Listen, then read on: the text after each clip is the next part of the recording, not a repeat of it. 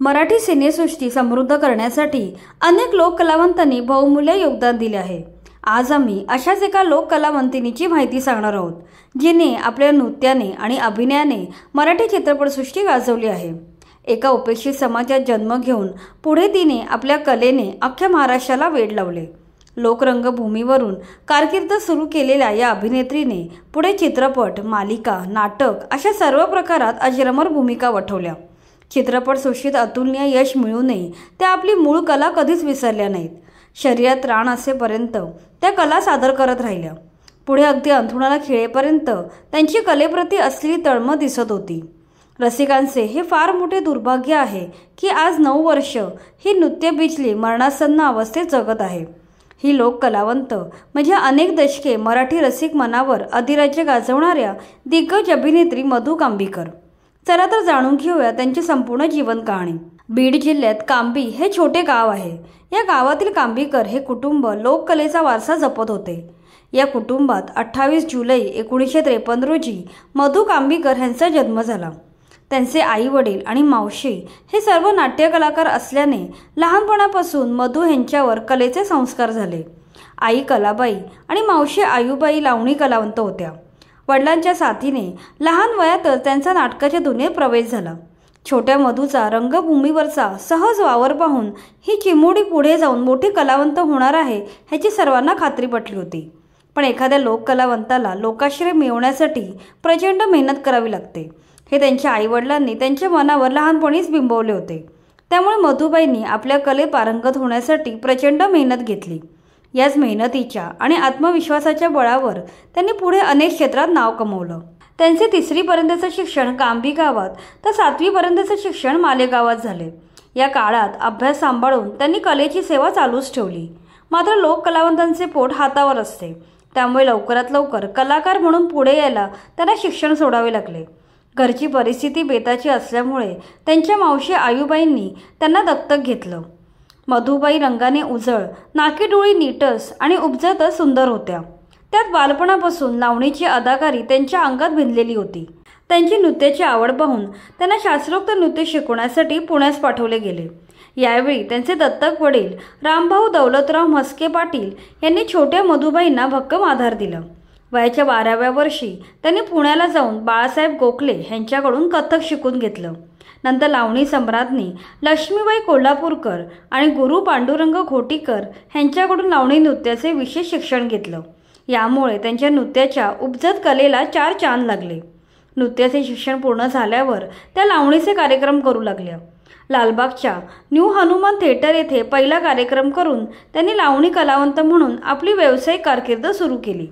लावणीच्या मूळ तत्वाला धक्का न लावता त्यांनी काही नवनवीन प्रयोग करून कार्यक्रमात विविधता आणली। 1975च्या दरम्यान राज्य शासनाच्या सांस्कृतिक खात्यामार्फत विविध कला पथकांचे कार्यक्रम आयोजित करण्यात आले होते। त्यात मधुबाईंची लावणी नृत्य या कला प्रकारात निवड झाली। त्यांच्या सादरीकरणामध्ये नाविन्य असल्याने त्यांनी रसिकांची वाहवा मिळवली। नव्या दमाची एक लावणी नृत्यांगना म्हणून त्यांची ओळख त्या काळात संपूर्ण महाराष्ट्राला झाली। 1977 साली महाराष्ट्राची लोकधारा या कला पथकातून त्यांनी राजधानी दिल्लीत आपली कला सादर केली। यावेळी त्यांनी आपल्या नृत्याने पंतप्रधान इंदिरा गांधी यांना फुगडी खेळायला भाग पाडलं होतं।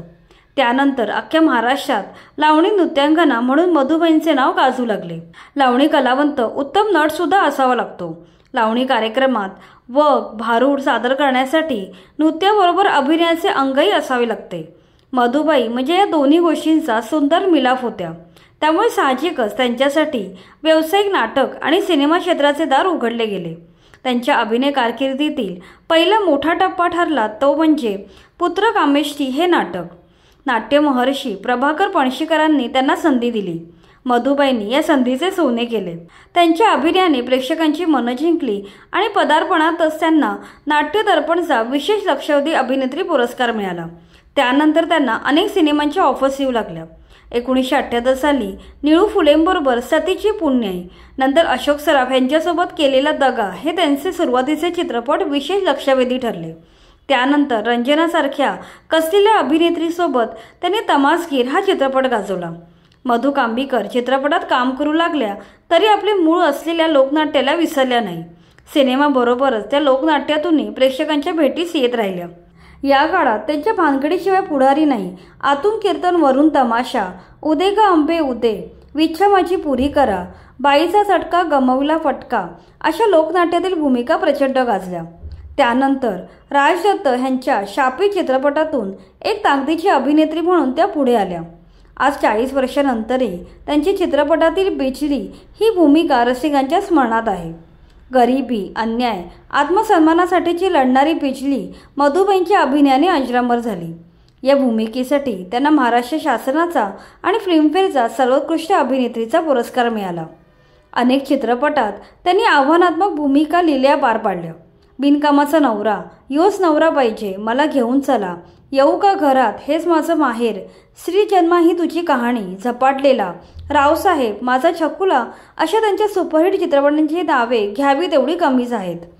पुढे जब्बार पटेलांच्या एक होता विदूषक चित्रपटात त्यांनी लोककलावंतांचे दुःख तळमळीने सादर केले। आपल्या कारकिर्दीत त्यांनी 100पेक्षा जास्त चित्रपटात दर्जेदार अभिनय करून स्वतःचा वेगळा ठसा उमटवला। मराठी सोबतच त्यांनी हिंदी चित्रपटामध्येही काम केलं। हम दोनों, सातवा आसमान, अपनापन, यशवंत, शोला और शबनम अशा गाजलेल्या हिंदी चित्रपटात त्यांनी विविध भूमिका साकारल्या। शापीत, राघू मैना, हेच माझं माहेर, रावसाहेब यांसारख्या चित्रपटांसाठी त्यांना महाराष्ट्र शासनाचे पुरस्कार मिळाले। गुजराती चित्रपट 7 मध्ये संवादाशिवाय फक्त अंगिक अभिनयाचे जबरदस्त प्रात्यक्षिक त्यांनी सादर केले होते। त्यांच्या करामतीसाठी त्यांना गुजरात राज्य सरकारचा पुरस्कार देखील मिळाला होता। पण या चंदेरी दुनियेतील जगमगाटामध्ये हरवून जाणे त्यांना गैर होते। त्या हाडाच्या लोककलावंत होत्या, त्यामुळे चित्रपटात प्रचंड यश मिळवूनही त्यांनी लोककलेला कधी दूर लोटले नाही। लोककलेचे अभ्यासक आणि संवर्धक म्हणूनही मधु कांबीकर कायम काम करत राहिल्या। त्यांनी लावणी आणि तमाशा या परंपरागत कलांचे जतन करण्यासाठी महत्त्वाची पावले उचलली।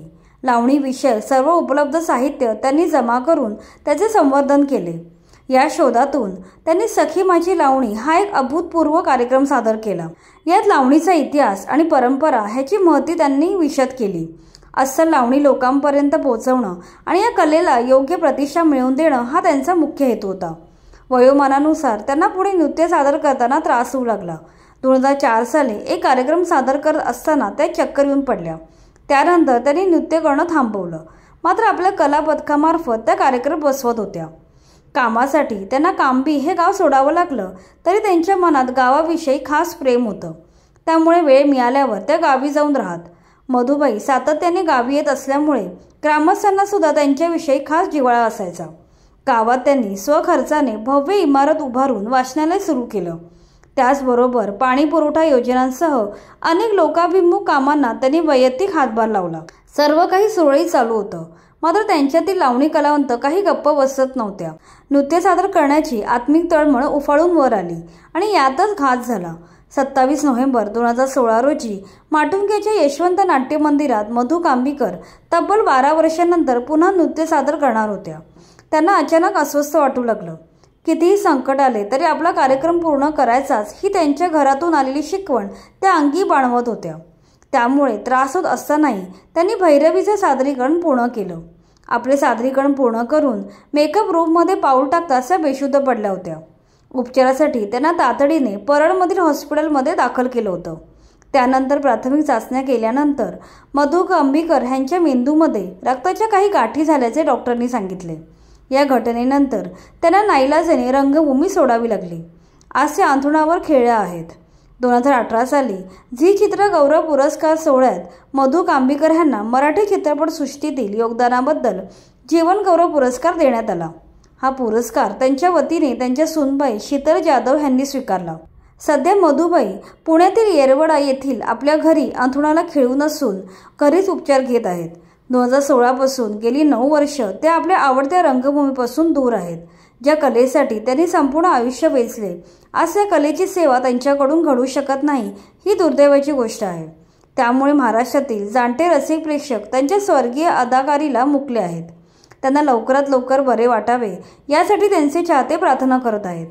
मधुबाईंसाठी लावणी म्हणजे केवळ अर्थार्जनाचे साधन अथवा प्रसिद्धीचे माध्यम नव्हते। लावणी हा त्यांच्या जिव्हाळ्याचा विषय होता। त्यामुळे अस्सल लावणी लोकांपर्यंत पोहोचवण्यासाठी त्या आयुष्यभर प्रयत्न करत राहिल्या।